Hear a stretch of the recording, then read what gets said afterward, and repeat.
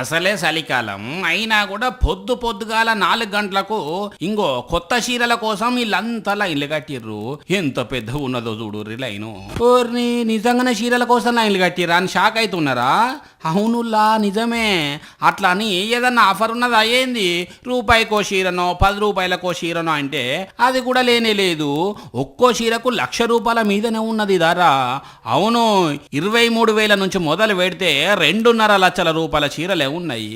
మరి ఇంత ధర ఉన్నా ఇంతమంది ఎందుకు లైన్ కట్టిర్రు అని అంటే ఇవి మైసూరు సిల్క్ చీరలాట.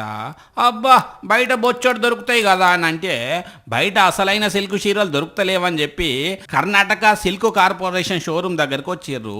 ప్రైవేట్ వాళ్ళు అంటే నకిలీ అమ్ముతారు కావచ్చు, కానీ గవర్నమెంట్ వాళ్ళు అట్లా అమ్మరని చెప్పి ఇంకో ఇంట్లో లైన్లు కట్టిర్రు. టోకెన్ ఉంటేనే లోపలికి ఎంట్రీ నాట.